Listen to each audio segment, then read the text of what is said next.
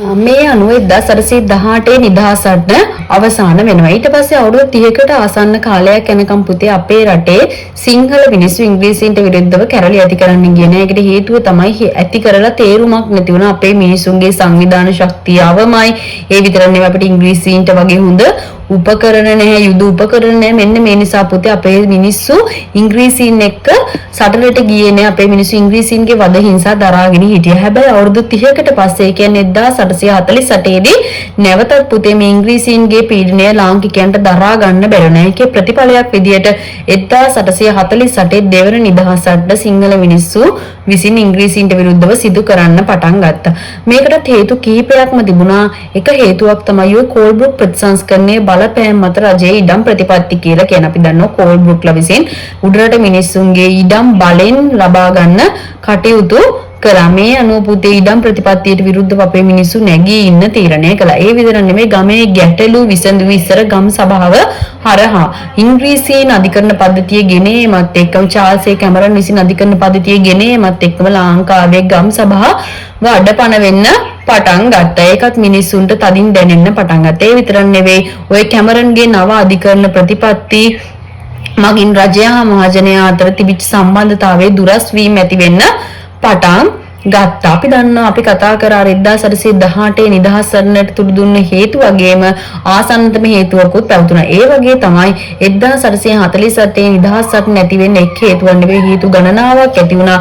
ඒකින් ආසන්නතම හේතුව තමයි 1848 නිදහසට බලපාපු ආසන්නතම හේතුව තමයි රජයේ නව බදු ප්‍රතිපත්ති. රජයේ නව බදු ප්‍රතිපත්තිය හඳුන්වලා දුන්නේ 1848 නව බදු ප්‍රතිපත්තිය හඳුන්වලා දෙනකොට ඒවකට ඉංග්‍රීසි ආණ්ඩුකාරවරයා බවට පත් වුණේ ටොරින්ටන් සාමිවරයා. මෙයා තමයි 1848 අපේ රටේ නව බදු ප්‍රතිපත්තියක් හඳුන්වලා දුන්නේ. මේ හරහා මොකද වෙන්නේ? රජයේ ආදායම අඩුවීම නිසා පුතේ ලාංකික මිනිසුන්ගේ කර මතට ඒකත් වැටෙන්න පටන් ගත්තා. ඒ අනුව මොකද වෙන්නේ? ලාංකිකයන්ගෙන් බදු අය කළා මව් රජය පෝෂණය කරන්න තීරණය කළා. ඒ අනුව පුතේ ටොරින්ටන් සාමිවරයා විසින් හඳුන්වලා දුන්න බදු වර්ග 6ක්. මේ බදු වර්ග 6 තමයි මුද්දර බද්ද, තුවක්කු බද්ද, ඇඟ බද්ද, කරත්ත බද්ද, බලු බද්ද සහ වෙළඳසැල් බද්ද කියලා කියන්නේ. මේකෙන් සාමාන්‍ය මිනිස්සු අතර දැඩි විරෝධතාවයක් එල්ල වෙච්ච බදු වර්ග 3ක් තිබුණේ. තමයි තුවක්කු බද්ද, ඇඟ බද්ද සහ බලු බද්ද කියලා කියන්නේ. ඒතර ගැමි ජනතාව තමයි පුතේ ගොඩක් තුවක්කු පාවිච්චි කරාවේ හේන් වල තමන්ගේ ආරක්ෂාව සහ සතුන් දඩයම් කිරීම සඳහා. ආරක්ෂාව වගාවේ ආරක්ෂාවට තමයි ගොඩාක් වෙලාවට පුතේ තුවක්කු පාවිච්චි කළේ. ඒතර තුවක්කුවක් පාවිච්චි කරනවට රජය විසින් බද්දක් ඉංග්‍රීසි රජය විසින් ලාංකිකයන්ගෙන් බද්දක් අය කරන්න පටන් ගත්තා. වසරකට පුතේ සිලින් 2.5 බද්දක් රජයේ කාර්යාලයට ගෙවන්න මේ තුවක්කු පාවිච්චි කරන ගොවීන්ට සිද්ධ වුණා. එතකොට පුතේ මේකට ගොවීන්ට අමතර කාලයක් ගියා වගේම අපේ රටේ මිනිස්සු ඒ දවස්වල අකුරු කියවීම ඉතාම අඩුයි. අපි කියන්නේ ලිවීම සහ කියවීම කියන සාක්ෂරතාවය අපේ මිනිස්සුන්ට ගොඩාක් තිබුණේ නැහැ. ඒත් සිංහල භාෂාවෙනුත් නෙවෙයි මෙයාලගේ මේ මුදල් නැත්තම් අපි කියන ඔය බද්ද ගෙවනකොට පුතේ ෆෝම් එකක් ෆිල් කරන්න එනවා. නැත්තම් අපි කියන ඉල්ලුම් පත්‍රයක් පුරවන්න එනවා. මේ ඉල්ලුම් පත්‍රයේ තිබුණේ පුතේ තනිකරම ඉංග්‍රීසි භාෂාවෙන්. අපේ මිනිස්සුන්ට ඉංග්‍රීසි දැනුම තිබුණ නැතිනම් අපේ මිනිස්සු මහත් අපහසුතාවයට පත් වුණා. මේව ගෙවන්න ගියාම මිනිස්සුන්ට වගා කරන්න කාලයක් නැති වුණා. මෙන්න මේක ගොඩාක් තදින් ගොවියන්ට දැනුණා. මේකට විරුද්ධව මිනිස්සු නැගී ඉන්න තීරණය කළා. ඒ වගේම තුවක්කු වෙනුවෙන් වැය කළ මුදල තුවක්කුවේ වටිනාකමට වැඩියෙන් ගෙවන්න සිද්ධ වීම නිසා මිනිස්සු මේකට කුපිත වුණා. තරහ ගත්තා. ඒ නිසා පුතේ මොකද වෙන්නේ? මිනිස්සු මේ තුවක්කු බද්දට විරුද්ධව උද්ඝෝෂණ කරන්න පටන් ගත්තා. ඒ වගේම ඇඟ බද්ද කියන බද්දට විරුද්ධව අපේ මිනිස්සු නැගී හිටියා. අතීතයේදී පුතේ මොකද කරන්නේ? අපි අනිවාර්ය සේවා රාජකාරී ශ්‍රමකමේ යටතේ මේ රජතුමාට මිනිස්සු නොමිලේ සේවය සැපයුවා. හැබැයි ඉංග්‍රීසින්ට එහෙම කරන්න සාමාන්‍ය මිනිස්සු කැමති වුණේ නැහැ. ඒ නිසා තමයි ඇඟ බද්ද ඉංග්‍රීසින් විසින් හඳුන්වලා දුන්නේ. මොනවද කළේ ඉංග්‍රීසින් විසින්? මේ ඇඟ බද්ද හරහා සෑම වැඩිහිටි පිරිමියෙක් පුතේ වසරේ දින 6ක් නොමිලේ පාරවල් තැනීම සිද්ධ කිරීම අනිවාර්යයි. එහෙම නොවුනොත් මොකද කරේ? සිලින් 3ක බද්දක් ගෙවීමට සිදු වෙනවා. මේක පාර බද්ද කියලා තැඳිනවා. ඇඟ බද්ද හඳුන්වන තවත් නමක් තමයි පාර බද්ද. පාර බද්ද කියලා මේකට ගැහුවේ පාරවල් තැනීම නොමිලේ සිද්ධ කරන්න ඕන සාමාන්‍ය මිනිස්සු. දින අයක් අනිවාර්යයෙන්ම රජයට සේවය කරන්න ඕන. එහෙම සේවය නොකරන අයගෙන් සීලින් 3ක බද්දක් ගෙව. මේකට විරුද්ධව සාමාන්‍ය මිනිස්සු නැගී හිටියා. ඒ වගේම පුතේ බලු බද්ද කියලා කියනවා. බලු බද්ද කියලා කියන්නේ ගෙවල් බල්ලෝ ඇති කරාම බල්ලෝ ඇති කරන මිනිස්සුන්ගේ බද්දක් අය කිරීම සිද්ධ කළා. මෙන්න මේ වගේ බදු තුනට ඉරවලින් ඇඟ බද්ද, තුවක්කු බද්ද සහ බලු බද්දට එන මිනිස්සු නැගී හිටියා. ඒ විතරක් නෙවෙයි මේ නිල් පොත කියලා සංඛ්‍යා ලේඛනයකුත් ආණ්ඩුව විසින් පවත්වාගෙන ගියා. මේකෙන් සාමාන්‍ය මිනිසුන්ගේ තොරතුරු සමීක්ෂණය තමයි සිද්ධ වෙලා තියෙන්නේ.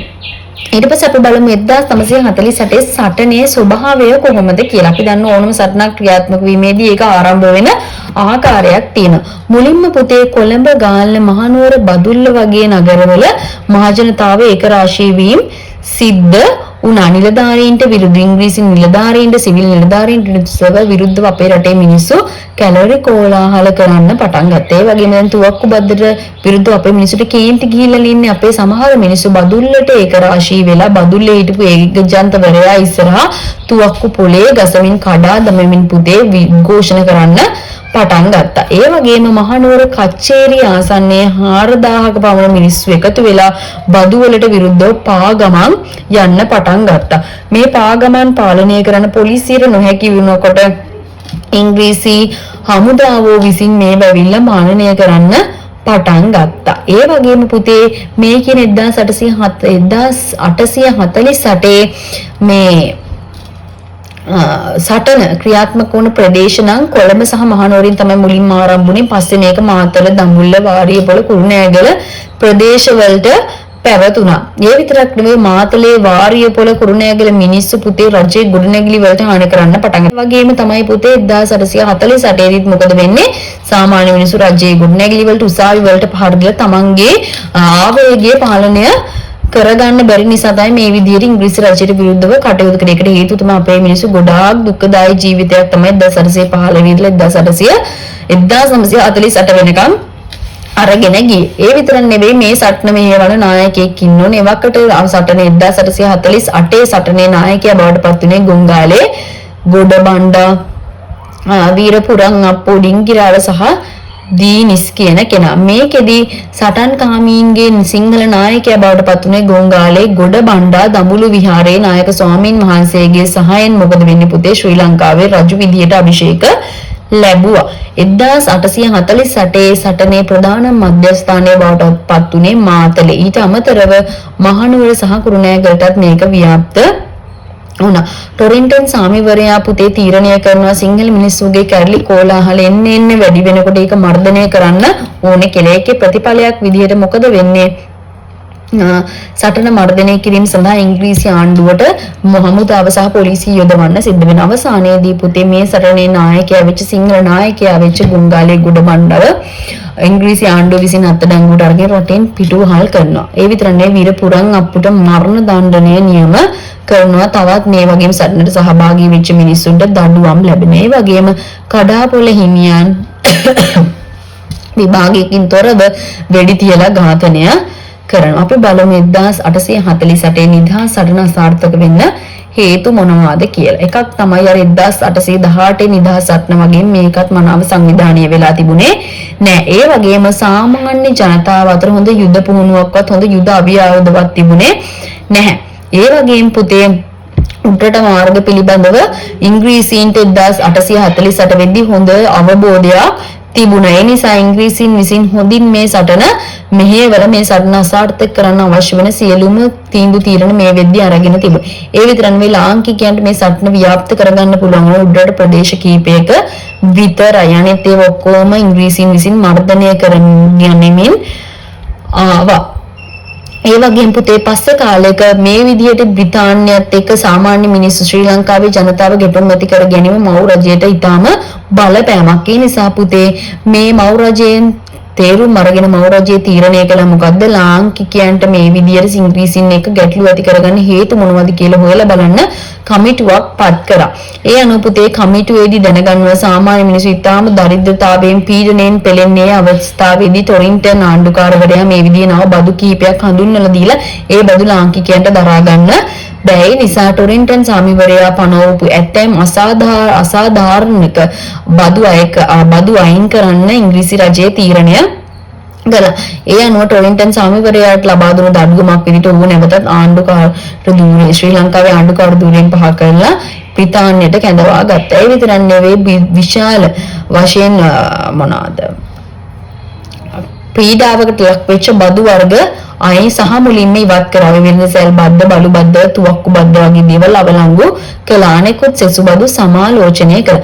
ඒ විතරක් නෙවෙයි ඉංග්‍රීසියෙන් තීරණය කළා ලංකාවේ ප්‍රධාන ආගම තමයි බුද්ධ ආගම. බුද්ධ ආගම දියුණු කරන්න මොනවා හරි සිද්ධ කරන්න ඕනේ කියලා. ඒ විතරක් නෙවෙයි පුතේ අපි 1815 පස්සේ රජයේ කිසිදු සහයෝගයක් අපේ ලංකාවේ ගොවීන්ට ලැබුණේ නෑ. ඒ අනුව පුතේ ගොවි ජනතාවගේ ගැටලු විසඳන්න තීරණය කරන්න කටයුතු කළා ඉංග්‍රීසීන් විසින්.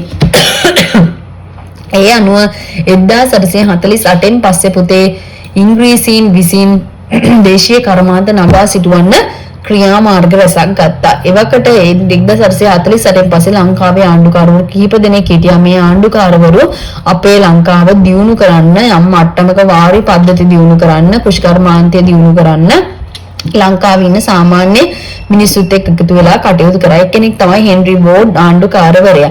මෙයා පුතේ වාරි මාර්ග පද්ධතිය පිළිබඳව හොයලා බලන්න 1850 දී කාරක සභාවක් පත් කළා. ඒ කාරක සභාව හරහා ලංකාවේ ඉදි කරලා තිබුණු ওই නැගෙනහිර පළාතේ ඉරක්කාමන් වැව ප්‍රතිසංස්කරණය, දකුණු පළාතේ ගිරුවාපත්තුවේ කිරමහා උරුබොක්ක වැව ප්‍රතිසංස්කරණය හෙන්රි වෝඩ් ආණ්ඩුකාරවරයාගේ උපකාර ඇතිව සිද්ධ වුණා. ඊට පස්සේ හර්කියුලිස් රොබින්සන් ආණ්ඩුකාරවරයාත් වාරි මාර්ග පිළිබඳව හොයලා බලන්න කොමිෂන් සභාවක් පත් කරලා එයාගේ කාලෙදී තිස්ස මහාරාම වැව දකුණු පළාතේ තියෙන තිස්ස මහාරාම වැව ප්‍රතිසංස්කරණය කළා.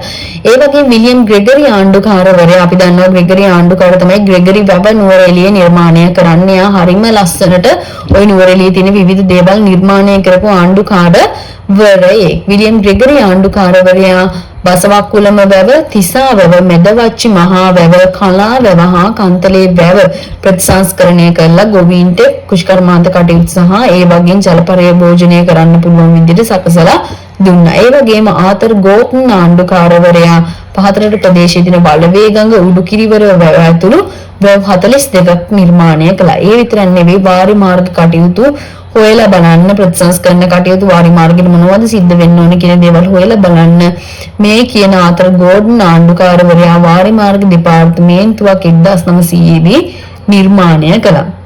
ඔන්න ඒ විදිහට තමයි ශ්‍රී ලංකාව බ්‍රිතාන්‍යයන්ට යටත් උනේ. ශ්‍රී ලංකාව බ්‍රිතාන්‍යයට යටත් වීමේ හොඳ සහ නරක දෙපැත්තම අපිට තියෙනවා. ඒකෙන් අපිට ගොඩාක් අවාසිදායක දේවල් තමයි සිද්ධ වුනේ. හැබැයි වතු වගාව වගේ දේවල් ඇති වුණා. අපි ඉදිරි පාඩම් වලදී වතු වගාව ආශ්‍රිතව සිද්ධ වෙච්ච දේවල් කතා කරන ගොඩාක් වෙලාවට O level paper එකේ මේ දෙවෙනි පාඩමෙන් ප්‍රශ්න MCQ එකට වගේම